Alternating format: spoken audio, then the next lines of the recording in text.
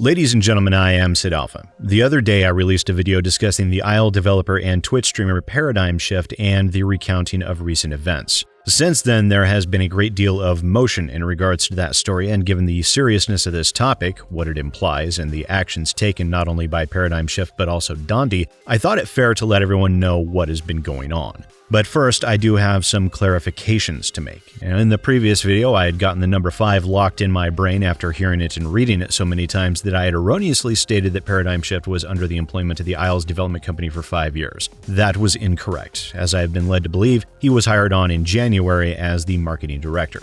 Secondly, I had reported that Kick no longer existed. That is also inaccurate, which is something I should have noticed. Kick did go down for a time due to legal issues with the Securities and Exchange Commission, but Kick was bought by another company and is still active. However, their system flat out does not retain message history. Now, as it states on their help articles, your chat history is cleared when you log out of your account, you log into your account on a different device, you delete your Kick app, you deactivate your account. We don't see or store any of the chats between users, and so we aren't able to retrieve a copy of your messages for you. Once you log in, you'll be able to see all of the chats you had in your conversation list before you logged out. However, all your messages and content will be cleared from those chats. And in addition, I would like to take some time to discuss my reasoning behind the creation of that video and the validity of the allegations contained therein.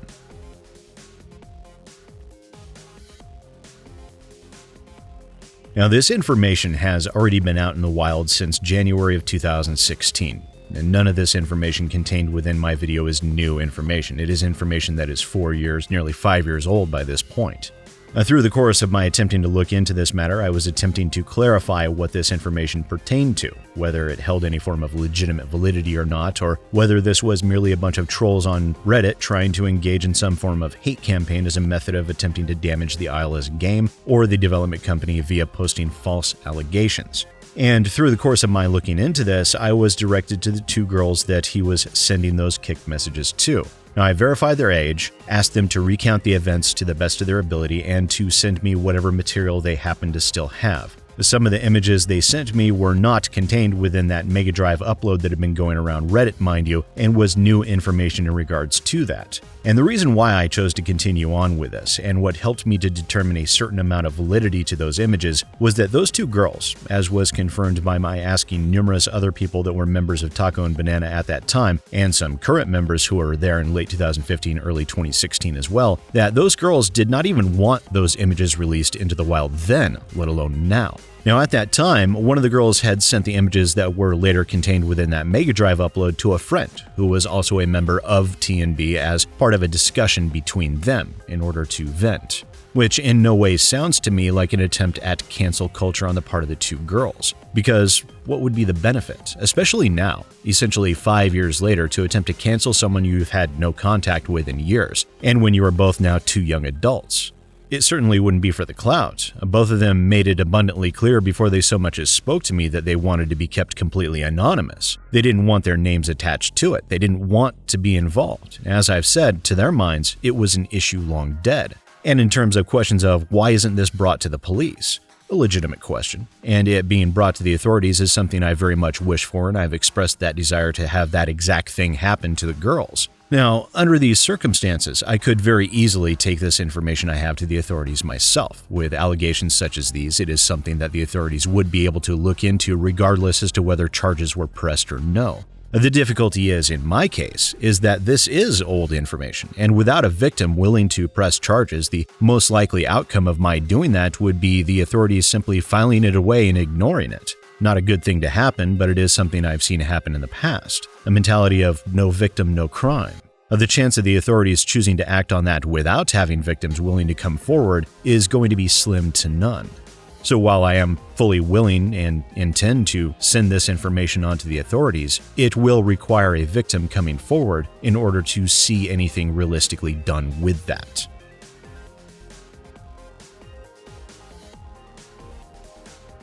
Shortly after my video was released, I received an email from the IL developer's attorney asking me to give him a call, which I did, and left a voicemail with a number with which they could call me back, and I have not received that call back as of my recording this video. The terminology of that email had me, admittedly, scratching my head a bit as it stated, quote, "Sid, please give me a call to discuss your video and communications with Dawn and Chris. Please be advised that we are counsel for the Isle and are investigating all defamatory and tortious business interference behavior." To which I immediately thought, hang on a minute, that's a bit of a funny prezi, to quote Red Dwarf. Are they looking to sue me?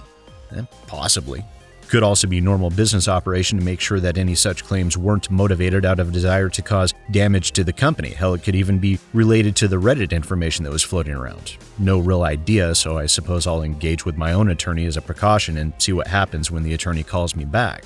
Now, in addition, the Daily Dot released an article that helped to provide me with a bit of confirmation on something that I had been told but had not been able to find validating information on yet. That information was that Dondi was a member of Taco and Banana during the time the events in question took place under the name Wesker. Now, I had chosen not to include that as, again, I had not been able to confirm that. Now, in the Daily Dot article, it reads, "I'm not trying to be vague and evasive. It's just like that whole place. You just got to go find people that came from there because it's its own culture," Wittich told the Daily Dot. And looking back on it, you realize A, how fucked up the culture was, and B, how fucked was I for being there. The socially maladjusted teenagers all hanging out kind of deal? Oh my god, no one's really proud of their days. Which seems to me to be confirmation that Dondi was indeed a member of T&B, lending further credence to the claims to that effect that I had been presented with. Now, I still do not know that Dondi was this Wesker individual or not, or whether he was a member of T&B during the time of these events, but it is one step closer in that regard. Now, in addition, I spoke via DM to the author of that article and provided my own clarification to a couple of points, which was updated in that article. After this article's publication, SidAlpha told the Daily Dot that Wittich contacted him on Wednesday after learning the YouTuber was making a video on the allegations against Weistock. I gave him a basic 30,000-foot view of my findings and my discussions with the two girls. He did ask me if he could have his attorney reach out to me, which I agreed to and provided my email address. SidAlpha said the Isle's legal team contacted him via email and he left a voicemail with an attorney on Wednesday. SidAlpha said he was surprised by the way the allegations against Weistock were handled given their seriousness. And what surprised me was the vehement defense and refusal to take action coupled with the moderators continuing to blindly dismiss such things as lacking any sort of merit without even doing the most basic of investigation. To my mind, their community management and company management failed utterly in that regard. Which is indeed what I said. After all, this was no mere rumor. Yes, images can be faked, that happens all the time, and without any sort of meaningful investigation, they absolutely should be taken with a grain of salt. Now, I fully understand that Dondi and ParadymShift are friends and have been for, I believe, a decade now. It's difficult to comprehend that someone that you have known for so long to even be capable of such a thing. However, it seemed that initially, no interim steps were being taken until it was discovered that I was making a video on this subject. Now, during that investigative process, to my mind, it would have been as simple as saying, we will need you to remove yourself from the Discord and not engage with the community until the review process has been completed. A simple enough thing to do. A ParadymShift would be able to continue his work, and the community would be protected as a precautionary measure. However, it would seem that the reaction is much more severe than that, which we'll get to. Now, earlier today, I received an email from a newly enlisted PR firm, which also I noted that company followed me on Twitter a few scant minutes later, which I'll get back to in just a second. But that PR representative had the following to say. Sid, my PR firm was hired by Dondi and the Isle to assist them. I've been given permission to send you the following official statement from both Dondi and ParadymShift. They are both posted below my signature line for your review. Both Dondi and ParadymShift request any further inquiries on these statements be sent through me, as neither plan to make future statements or answer additional media questions. And the remainder of the email contained requests made by the PR representative not to disclose his contact information, which is fine. I tend not to do that as a matter of course. And the statement the PR representative included was a verbatim copy-paste of the announcement made on the Isle's public Discord server, which let's take a look at these one at a time. The first one is from Dondi. The enjoyment and safety of our Isle community members is our top priority. The last few days have been an eye-opener to the Isle and our greater Isle community as accusations against a contractor's personal actions that allegedly occurred years prior to him contracting with our company have come to light. While an internal investigation shows no improprieties during the individual's interaction with our company or within our community, we have accepted the termination of his contract. The individual continues to deny any wrongdoing, and we wish him well going forward. As an industry, several stories of inappropriate interactions and behaviors, current and years past, have finally been coming out. Members of our own community have regrettably been on both sides of this pervasive culture, and I have personally not been immune to negligence in my delivery style, which can be interpreted as cyberbullying. We agree it's past time for a systematic change. With this acknowledgement, the aisle is talking with experts to review our policies and protocols to promote positive actions and ensure the continued safety and enjoyment to all within our community. Systemic change of the culture throughout the game community won't happen overnight, but by being honest with ourselves and by identifying and implementing new norms and expectations, we hope a real and lasting change will be noticeable quickly. A fairly innocuous enough statement, except the claim, we have accepted the termination of his contract. So, he quit? Or was this sort of a, we're telling you you're resigning sort of thing? Which, in terms of that, ParadymShift has hidden himself away completely. His Twitter profile, which was already protected, now seems to have been removed. His Instagram profile is gone. This is how his Twitch page looked before, and now it looks somewhat different. In addition to that, Dondi has left the aisle's public Discord.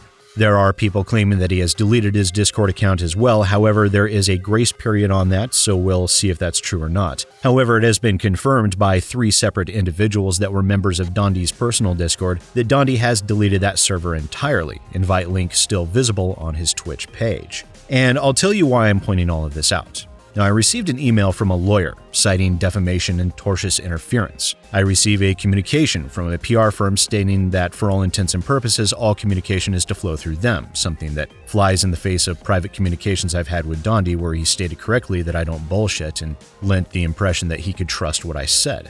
Granted, that part is likely to make sure he doesn't accidentally say something stupid, and shortly after that, it appears that a massive data purge is being attempted for whatever reason. And given that PR firm followed me on Twitter, it stands to good reason that I'm being kept watch on very closely. Whether to prevent any attempts at misinformation or as a means of gathering evidence for some other purpose, such as a lawsuit, it is at the very least highly intriguing to me. As for ParadymShift's statement, it reads, I adamantly deny knowingly sending any private photos to any underage individual. While I have sent personal pictures to individuals I have met on adult 18 and over only websites, they have always been sent with consent of the recipient. It is libelous for these accusations to be made now after more than 5 years have passed when full copies of chat conversations and its context, which would prove my innocence, are irretrievable. I have consulted with legal counsel to protect me from those making false accusations and will fight to protect my personal reputation and my livelihood. Which, there is some curious wording there that I would like to focus on. First, there is the knowingly sending any private photos to any underage individual, which both of these girls were minors at the time, and it does appear that he was aware of this. But of course, a categorical refusal is common. I'm quite certain the lawyers made certain that was included, so very well. It is libelous for these accusations to be made now after more than 5 years have passed when full copies of chat conversations and its context, which would prove my innocence, are irretrievable. And I have a few questions about that. First, it is not libelous to bring these accusations to light simply based on the time range involved. It is libelous if it is a false allegation, which in my opinion, the allegations very much have merit. As for the full copies of chat conversations, well, those conversations were engaged in on a platform that specifically does not retain data. Amount of time passing be damned. I mean, so much as logging out of your account removes the data from the app and that data is never stored on Kick's system by their own admission. Although I am interested in the context of those conversations with 2 underage girls that make any such action less of a crime. In what context eliminates the illegality behind requesting tasteful nudes, or this thing that I won't even bother to read out loud, or this statement which follows along a similar train of thought, and I won't even bother showing the image of the revealing photo again? Under what context would that make such thing any less of a crime? The only context I could think of was him being completely and blissfully unaware that they were underage, which, as we likely know, he was well aware of how old they were. And it's not like ParadymShift didn't know about these allegations. He was removed from Taco and Banana approximately 5 years ago for this very same discussion. Surely he'd kept the receipts then, didn't he? Surely he would have been able to refute such claims then, I would think. And if he had to battle such an allegation once before, one would think he would hold on to exonerating pictures in case this ever became a problem again in the future. This is the internet, after all. And it would be much like these young girls who were nearly a full decade his junior had the forethought to do. And what about his statements of, and will fight to protect my personal reputation and my livelihood? Does protecting your personal reputation include deleting your social media profiles or of your Twitch? Does protecting your livelihood include quitting your job as opposed to the company merely taking minor steps during an investigation? The Isle has earned the company reportedly an approximate $20 million. Surely the company could foot the bill for some paid leave while this all got sorted, couldn't they? I mean, I believe Dondi spends a truly impressive sum on League of Legends streamers and other sundries. Seems he may have spent a rather great deal in that regard, to the tune of hundreds of thousands of dollars of company funds to that effect if the reports are accurate. So surely he could afford that. And that would do more to protect your livelihood than quitting. Now, there could be very legitimate reasons for the removal of those accounts and the personal Discord server. It may well be under the instruction of either the PR company or the attorney himself, although the latter one I find that somewhat unlikely. Hell, the tagline on the PR company's Twitter profile literally states, "It's your reputation on the line, so we help our clients build and protect their credibility before, during, and after a crisis." So it may well be done for very legitimate reasons. But to my mind, given the timing of such an act, it makes one wonder if this is little more than an information purge and the initial gearing up of silencing. Especially considering the events of the past few days and the public knowledge that I was continuing to look into the Isle for long overdue reasons. So, there we are. Make of it what you will. And once again, ladies and gentlemen, I am SidAlpha, and I'll see you next time.